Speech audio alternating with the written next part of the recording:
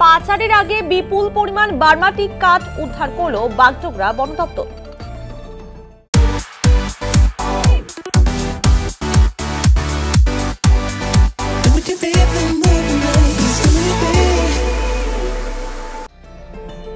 গোপন সূত্রের খবরের ভিত্তিতে বাগডোগরা বন বিভাগের কর্মীরা ফাঁসি দেওয়ার ক্যানেল রোডে চেকপোস্টে অসম নম্বরের একটি ট্রাক আটক করে।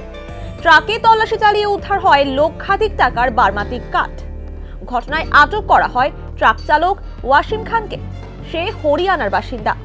বাগডোগরা বন বিভাগের রেঞ্জার সোনাম ভুটিয়া জানান, উদ্ধার হওয়া টিক কাঠের মূল্য প্রায় 60 লক্ষ টাকা। কাঠ বোঝাই ট্রাকটি কলকাতার উদ্দেশ্যে যাচ্ছিল।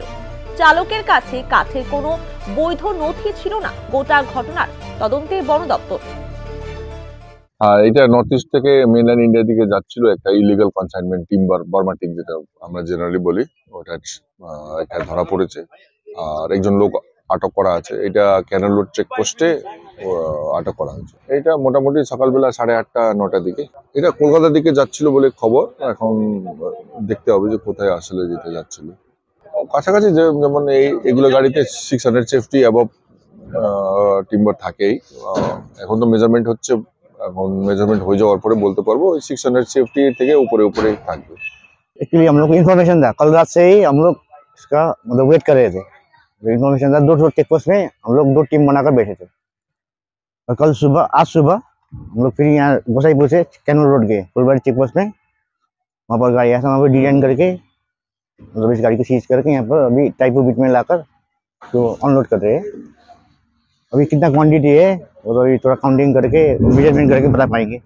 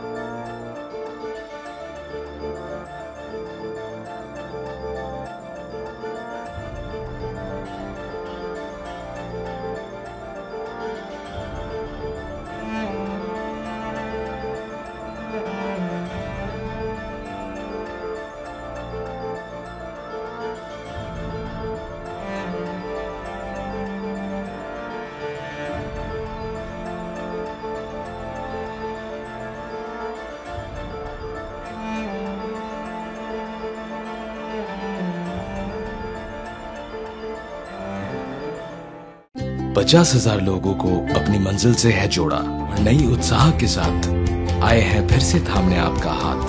श्री शांति होंडा।